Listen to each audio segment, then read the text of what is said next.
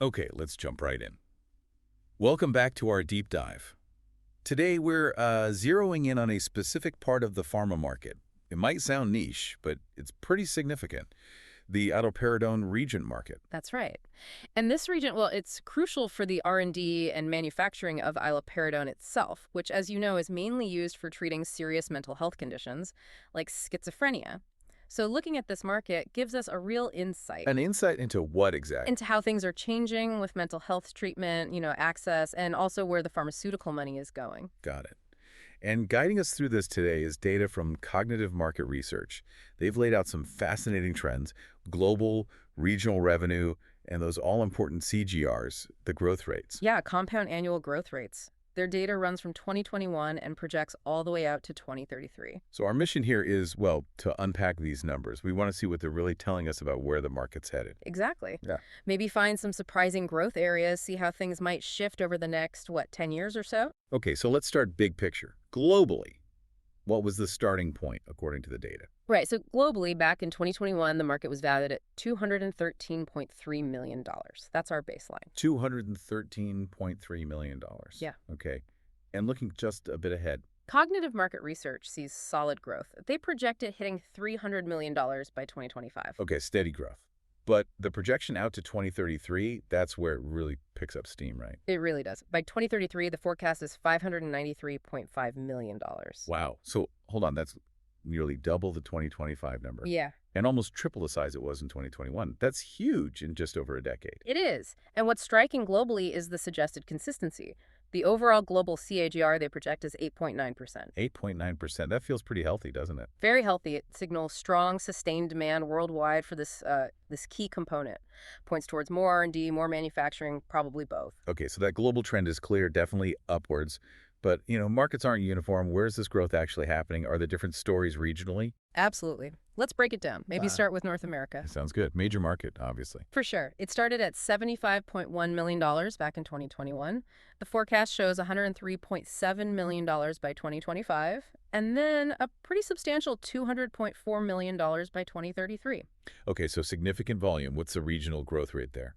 The North American CAGR is 8.6%. Solid. And within that, I assume the U.S. is the dominant piece. Oh, definitely. By volume, the U.S. leads by a wide margin. It was $54.4 million in 2021, projected to reach almost $140 million, $139.9 million by 2033. And it's CGR. 8.4%. So yeah, huge volume, steady growth. Interesting, though. How does that compare to, say, Canada or Mexico? Well, that's where it's interesting. Canada, while smaller, $11.7 million in 2021, is projected to hit $35.5 million by 2033. Okay. But its CGR is higher at 9.4%. Huh, 9.4%, higher than the U.S. rate. That's noteworthy.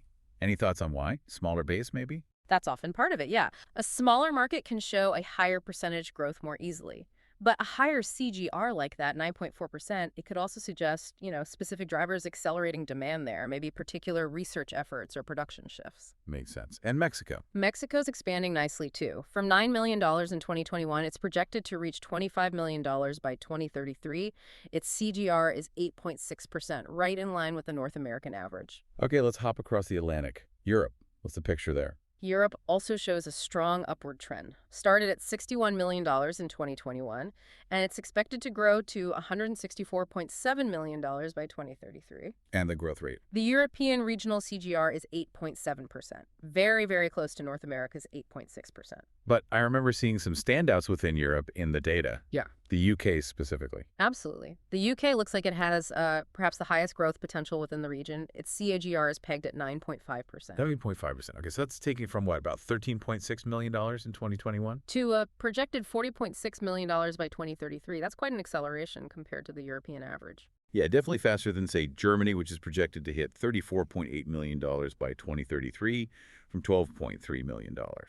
Or France, going from $11.3 million to about $28.9 million. But that higher UK rate does suggest something specific might be happening there, maybe research clusters or certain pharma manufacturing hubs drawing investment in this area. And beyond those big three. Well, you've got other significant contributors. Italy is projected at $18.5 million by 2033, Russia at $11.8 million, Spain around $10.5 million.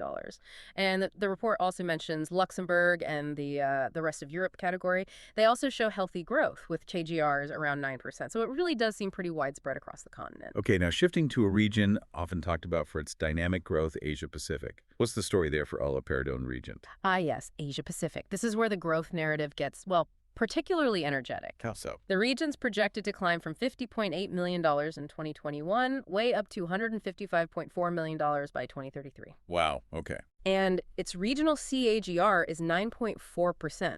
That's noticeably higher than North America or Europe. We're talking nearly tripling the market size over that period. Tripling, that's a huge leap. Who are the main players driving that? China. China's definitely the largest player by volume, yes. Expected to grow from $19.4 million to $60.8 million by 2033. And its growth rate. Also very strong, a CAGR of 9.6%. So big volume and a high growth rate. A powerful combination. Indeed. But wasn't there an even higher growth rate mentioned for that region? You remembered right. The real standout, purely in terms of growth rate, is India. Okay. India boasts the highest CAGR in the entire report we looked at, 10.3%. Over 10%. Wow. What's driving that kind of acceleration? A rate like that, 10.3%, it's really quite remarkable for this kind of market. It likely points to a few things coming together, maybe rapidly expanding healthcare access, definitely growing awareness and treatment of mental health conditions. Or maybe manufacturing shifting. Or India becoming a more significant hub for pharmaceutical manufacturing or R&D that uses this region. Yeah, it's likely a mix. And other countries in the region. The data also shows Japan, South Korea, Australia expanding well, and even places starting smaller, like Southeast Asia collectively. They're projected to go from $3.4 million to $11 million by 2033. That's a 9.8% CAGR. Another remarkable jump. Okay, let's move south now, South America. What do the data indicate there? South America shows, I'd call it moderate, but definitely meaningful growth. Pretty consistent across the board, actually. Who's the biggest market there? Brazil. Brazil, yes. It's projected to grow from $7.5 million in 2021 to $20.5 million by 2033. That comes out to an 8.8% CAGR. Pretty strong. And the report mentioned others like Argentina, Colombia. That's right. Argentina is projected to reach $7.9 million by 2033. Colombia around $5.3 million. Peru, $3.2 million. Chile, $2.8 million. And their growth rates. What's interesting is the consistency. They're all showing HGRs in a fairly tight band between roughly 7.9% and 8.7%. So solid growth across the major economies there, not just one or two hotspots. Exactly. It suggests a fairly widespread trend in the region. All right, last region to cover. Middle East and Africa. What's the picture? This region also shows some pretty robust growth rates. Egypt stands out as a key market. Okay. It's growing from just $1.9 million in 2021 to a projected $5.3 million by 2033. That's a strong 9.5% CAGR. 9.5%, so similar to the UK and China's rate. High growth. Right.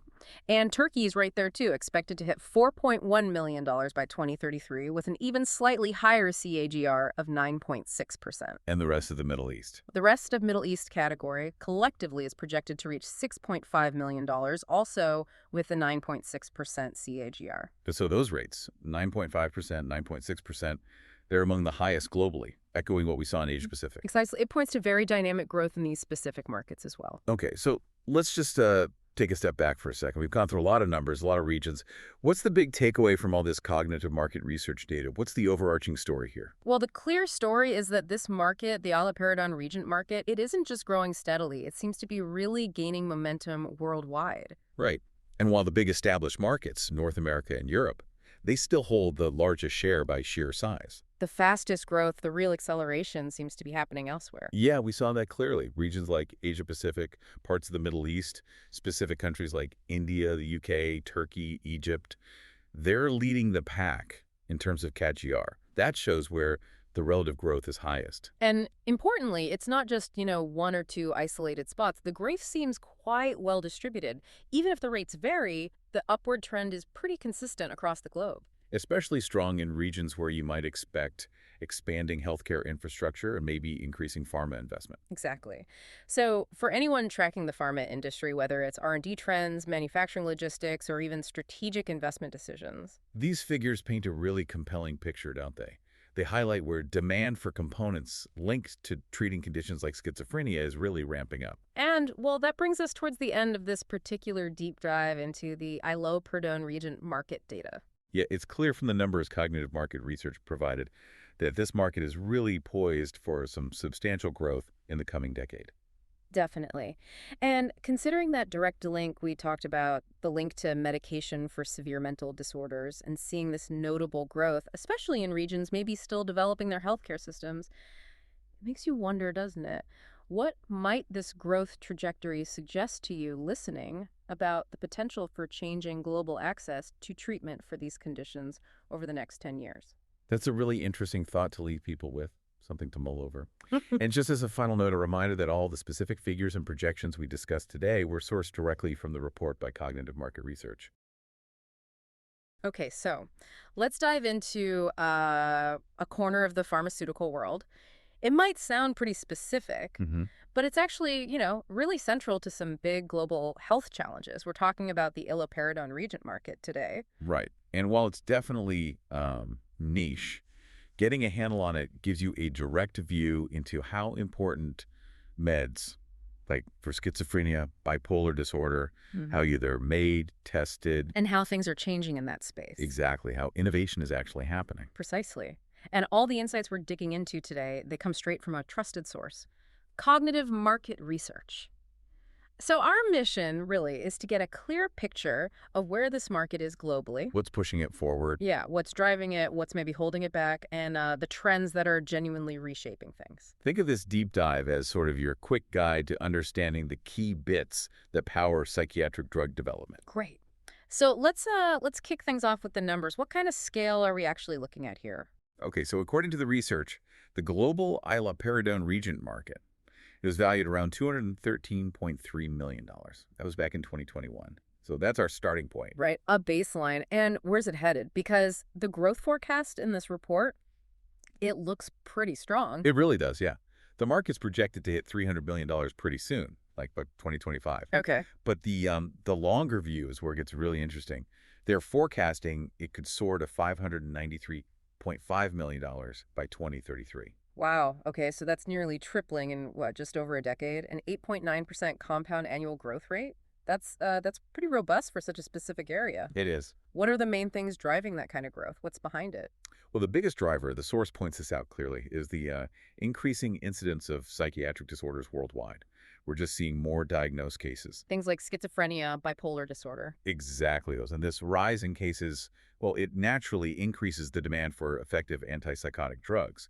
Iloperidone is a key one. Which means you need more of the ingredients to make it and test it. Precisely.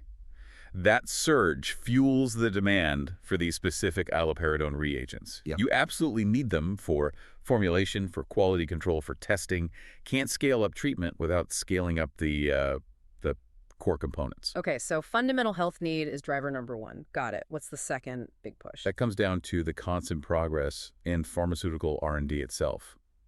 Research and development is just getting more, well, sophisticated, more specific. Right, moving towards more targeted therapies. Exactly. Drug discovery, formulation is becoming much more advanced. We're dealing with more complex molecules now. See, that requires. Much higher purity and performance from your starting materials, your reagents. So iloperidone reagents, they become indispensable for synthesizing and testing these new complex molecules, especially in neuropsychiatric drug development. So better science needs better building blocks. Makes sense.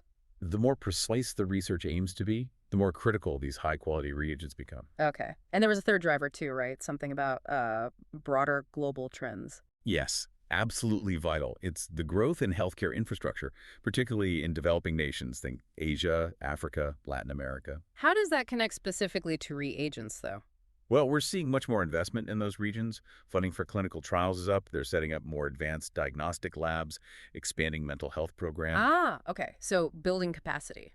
Exactly. These investments aren't just on paper. They physically build the capacity to use and therefore demand more specialized pharmaceutical reagents like iloperidone. It basically opens up new markets, sets the stage for longer-term growth. So you've got this rising global need, meeting more advanced science, plus expanding access in new parts of the world. That sounds like a pretty potent mix for growth. It is. But the report also says it's, quote, not all smooth sailing. So what are the big challenges, the restraints that are kind of tempering this growth? Right, that's where it gets a bit more complicated. A major hurdle is the regulatory side of things, the strict rules governing pharmaceuticals globally. Are reagents hit particularly hard by those? They really are. Reagents used in making and testing drugs have to meet incredibly rigid international standards. Quality, safety. Which takes time and money. A lot of time and a lot of money. Navigating all those requirements is complex, costly, and yeah, it often leads to delays. Getting new reagents or processes approved can take a while. It's necessary for safety, of course, but it definitely slows market entry. Okay, so regulatory friction is one thing. What else is holding the market back a bit? There's also just the high cost of developing and making these iloperidone reagents in the first place. It's expensive to produce them. Yes. Manufacturing them involves pretty complex chemical procedures. You need advanced facilities, high purity materials. It all adds up. And that cost barrier means It can be really tough, maybe even impossible, for smaller companies or even medium-sized ones to jump into this specific reagent market, or just to compete effectively if they do. which could limit competition, maybe even innovation. Potentially, yeah. It could lead to the market being dominated by just a few larger players. Okay, so tough regulations, high development costs. What was the third key restraint mentioned? This one's tied more to accessibility, Hmm, especially in lower income regions. Despite that infrastructure growth we talked about as a driver, right. there's still limited awareness around mental health in many places. It's often underfunded, underrecognized, under-researched. So even if the high quality regions are available somewhere, Exactly. There just aren't enough facilities, labs, clinics, research centers in some of these regions that are actually equipped or funded well enough to use specialized reagents like iloperidone effectively. So adoption is limited even if the potential patient need is there. right. So it's this tension, demand and R&D pulling forward, but regulation cost and access pushing back. That sums it up pretty well. Okay, let's shift gears a bit then. What about the forces that are fundamentally changing how this market works? The key trends that are reshaping the whole landscape. What's the biggest one? Probably the most powerful trend right now is the big shift across healthcare towards personalized or tailored medicine. And that's really hitting psychiatric care too. Moving away from the sort of one drug fits all approach. Exactly that. The push is towards therapies that are much more specific to an individual, based on their genetics, maybe the specific subtype of their illness, or how they uniquely respond to treatment. And that requires incredible precision. It does. Unprecedented accuracy and consistency, really, in how drugs are formulated and tested. So how do iloperidone reagents fit into that picture? Well, this demand for precision fundamentally ramps up the need for incredibly reliable, high-quality reagents. They become absolutely critical. You need them to ensure the accuracy, the efficacy of these patient-specific treatments. Without that solid foundation of consistent reagents, personalized medicine in psychiatry becomes, well, much harder, maybe even impossible. Personalized medicine needs personalized ingredients, basically. Yeah. Fascinating. What's the second big trend? That would be the increasing integration of cutting-edge tech into pharma research. Things like artificial intelligence, machine learning. Right, AI in healthcare is everywhere now. How's it impacting this specific area? Well, AI and ML are being used to crunch massive data sets, predict how molecules might interact, optimize the whole drug discovery pipeline. Speeding things up. Potentially, yeah. Improving efficiency, maybe cutting down the time it takes to find and test promising new drug candidates. And faster research means more demand for... For robust, reliable reagent systems that can keep up. If you're doing research cycles faster, you need the materials readily available and consistently performing. And since iloperidone reagents already have a role in neurological drug development, they're directly benefiting from this tech-driven push. Okay, so personalization and AI are shaping the how of research. What about the third key trend? That's more about how companies are working together. Strategic collaborations and alliances are becoming much more common. So big pharma players teaming up rather than just competing. Exactly. They might pool R&D resources, share costs, work together to expand distribution into new or tricky markets, or even build these sort of integrated value chains from discovery right through to delivery. And how does that ripple out to the reagent market? By joining forces, these companies can boost the visibility and the use of specialized reagents, like iloperidone, across wider global markets. It can also help them navigate some of those hurdles we talked about earlier. Like the costs. Or the regulations. Potentially, yes. By pooling resources and expertise, alliances can make market entry or navigating complex rules a bit easier. Okay, so partnerships are streamlining things and expanding reach. Right, so we've looked at the growth, the drivers pushing it, the restraints holding it back, and these big trends changing the game. It's definitely not a static market. No, far from it. What's really interesting is seeing this fundamental human need, better mental health treatment, intersecting with cutting-edge tech like AI and personalized medicine. But all happening within a market that's still dealing with these significant barriers: regulation, cost, and that uneven global access. It's dynamic. Yeah.